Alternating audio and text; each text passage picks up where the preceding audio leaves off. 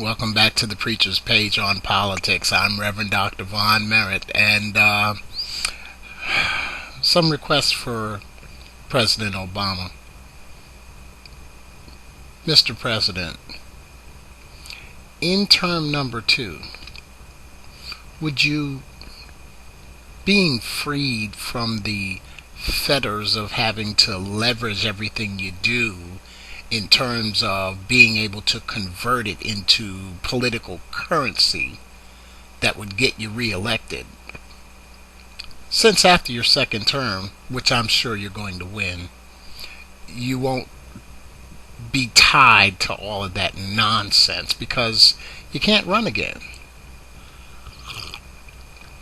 So, Mr. President, in term number 2, could you fight back?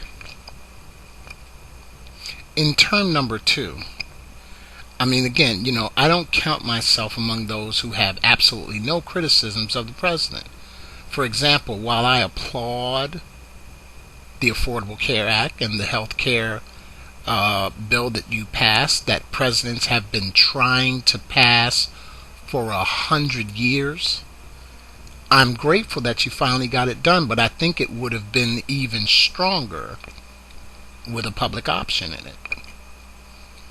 But I understand one of the things that you actually said was that we have to fight for the things that we can get. Well, in the second term, Mr. President, maybe you'll go back and take care of that unfinished business. Strengthen the health care reform by adding or creating a public option. Do it in a separate bill if you have to. You don't have to worry about getting reelected. And since I believe the beginning of your second term is going to look just like the beginning of your first term, you're going to have control of the House and the Senate. Ram it through. Which comes to my other request.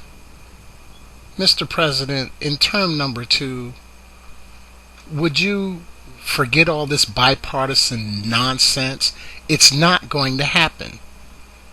If the last 2 years have been an indication of anything, they've been an indication of the fact that the Republicans never have, nor will they going forward, even though they'll be back in the minority, just as they were in the beginning of your first term. They never had, they do not now, nor will they going forward have any intention whatsoever of working with you on anything.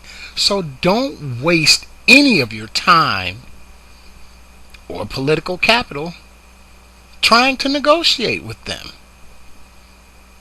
Listen, I'm sure, Mr. President, that you know, like I do, politics is not about the nicey nice. Politics is about wielding raw power. And every time the Republicans are in power or anywhere close to power, they exemplify just that. They have wielded raw power in that in the past 2 years, all of those jokers and pranksters who lied to the American people about, we're going to create jobs and jobs and jobs and jobs, and all they've done is passed abortion laws, they've passed restrictive voter registration laws, they've passed laws to literally scale back the voting rights of American citizens. And they've done it by wielding raw power in the state houses, in the Congress, in the governor's mansions, everywhere where they were able to use raw power and numbers to force their agenda through. That's exactly what they did. And Mr. President, in your second term, since you're going to get one of those rarest of opportunities, a political do-over, I would suggest you do the same. Stop trying to negotiate with people who clearly obviously have no interest in negotiating with you. Bipartisanship is a myth in Washington. And I believe if you don't know that right by now, Mr. President, then you can't see what's right in front of you. It can't have been more obvious. So, in term number 2, Mr. President, forget all that nonsense about, oh, we're going to be partisan and we're going to bring everybody together. It's not going to happen because they're not coming to the table with you. So what I would suggest you do, Mr. President, is take that raw political power that you're going to have and wield it. Use it just the way they have to get the unfinished business done. Get the public option done. Strengthen the health reform that you've already passed. Get that done. Wall Street regulations, again, while I applaud the Wall Street regulation bill that you've passed, come on, you and I both know that it's so full of holes that a 6'3" man can walk right through the holes in that regulation. And they're already doing it. They're already back to the same trades and practices and things that the law was supposed to protect us against. Well, it didn't, because it ought to have been stronger. And again, since you can't run again and you don't really have to worry about getting money from those Wall Street folks, who, by the way, are probably 3-1 supporting Mitt Romney anyway, Mr. President, in term number 2, will you go back and do the unfinished business? Strengthen those laws the way they should be.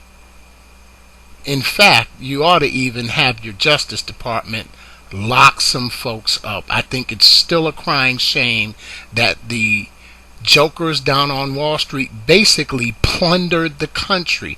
They plunged our country into the worst recession since the Depression. And not a single banker, not a single corporate executive, not a single person at the helm of the ship that they tried to sink has been held accountable, has even been called to answer for it. Mr. President, in term number 2, would you get that done? Somebody should go to jail. If an average citizen like me cheats by $1,000 on his taxes, they want to lock me up. Why should these guys continue to be able to get away with billions and trillions of dollars having been sucked out of the American economy by basic greed and chicanery? Mr. President, in term number 2, will you kind of get after that? And finally, Mr. President, in term number 2, will you stop allowing people who I graciously describe as ignorant white folk, will you stop allowing them to continue to malign your name? Will you stop allowing them to continue to openly question your citizenship, your patriotism, even just the legitimacy of your very person? Stop letting that kind of stuff go unanswered. Answer it. What have you got to lose? You've won a second term. What have you got to lose? Fight back, Mr. President. In term number 2, will you fight back? I'm grateful to have voted for you in 2008, and I'm sure that I'm going to vote for you again in 2012. But Mr. President, in term number 2, will you just go ahead and get the unfinished business done? Stand up for yourself and speak up for yourself, and speak up, fight back, and You know, leave office with dignity. Leave office with respect that's due to you. Your legacy's already been established, and we thank you for what you have done. And we hope, Mr. President, that in term number 2, you'll do even more. Okay? This is just a few requests from me. Who am I? I'm just a preacher on the preacher's page in politics. Thanks for watching this video. Hey, Mr. President, now get to those requests. Thanks again for watching.